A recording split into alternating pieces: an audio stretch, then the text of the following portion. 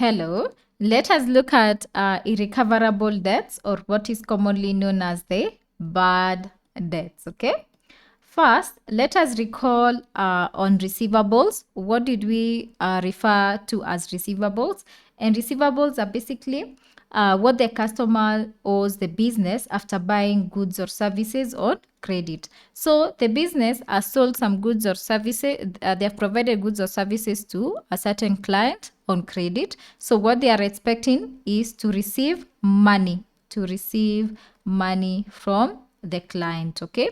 So the question is, what happens if they don't pay? What happens if they don't pay? This is where we come and recognize them as bad debts. Okay. And bad debts are basically the receivables which are definitely not expected to be received. So a business has assessed and seen, okay, these they are not going to pay us. Okay. Mostly it can happen. A company could go bankrupt. A company could go bankrupt. Okay. Maybe someone who die, if it's a sole proprietorship, okay, and it is relying on this one person. Many things would happen that would cause something to have to, like a client not to pay you. So, and because of the accounting principle of prudence, okay, okay, we need to ensure that we should not anticipate possible profit, but we should always make allowances for likely losses. Okay, so we need to make sure if there is, we have already recognized our account, in our account receivable, that we are expecting this money, so it is an asset, a current asset in our books. But the moment we see this money is not going to be paid, then the prudence accounting principles requires us to make sure we provide for any loss that might come, even if in the future. So this is where we need to recognize the bad debts. Okay.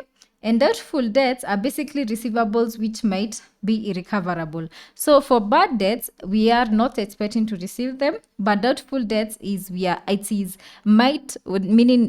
we might recover or not. So, but there is a probability of not us recovering, but we can also recover as well. Okay. So we normally we have to account for this, because if we have any bad debt, or someone if a client doesn't pay, then all you will find our assets will be overstated, our profit will be overstated. Okay. So we have to make an adjustment at every year end to make sure we are catering to this. Okay.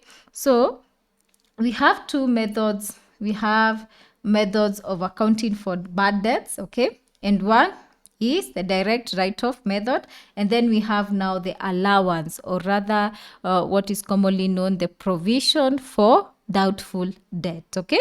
So let us start with the direct write-off method. Okay. So it is not the best, but let me explain. Let me use an example first to explain. You're going to see why this is what is commonly used, which is the allowance for the doubtful debt.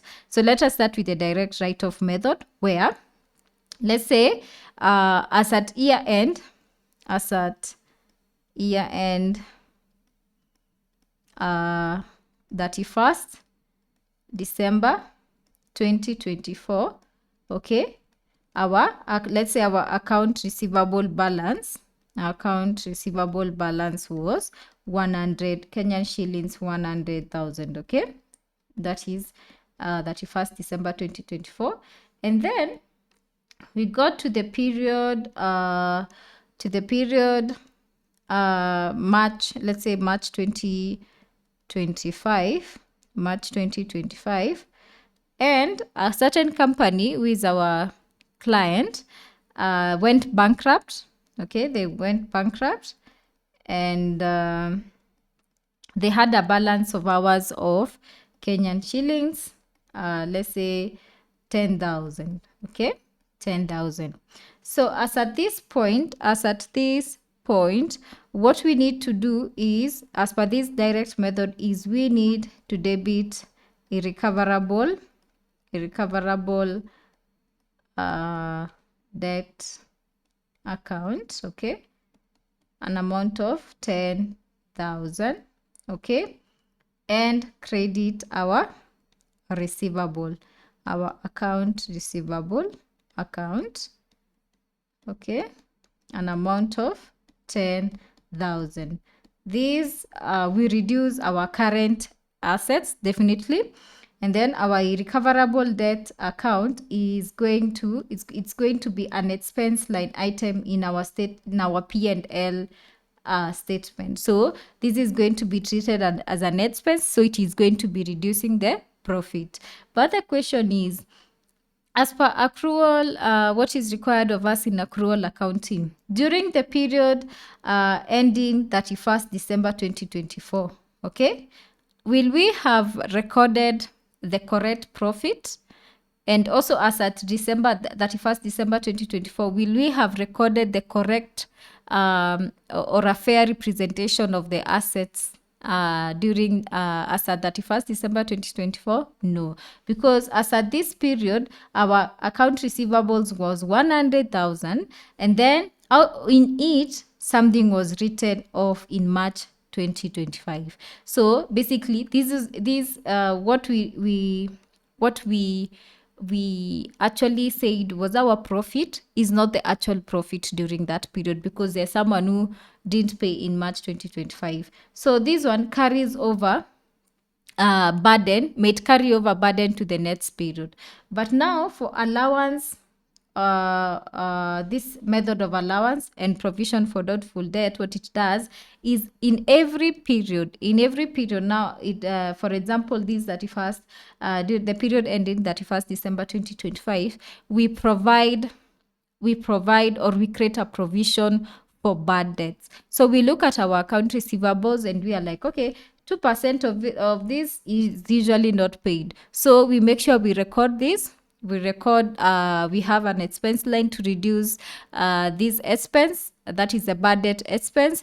And you also have an account to reduce our account receivables. Note that this is an estimate, okay? This is an estimate.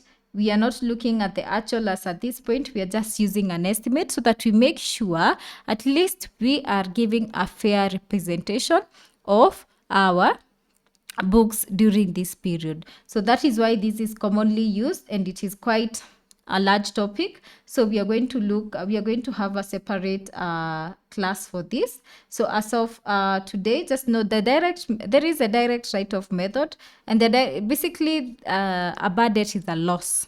Is a loss because you've given out goods and services, but you've not been paid. Okay, so we are required to make sure we account for this loss. Okay, so I was saying this direct method is not used much. We use this provision for doubtful debt. So we shall look into this on another video. Okay.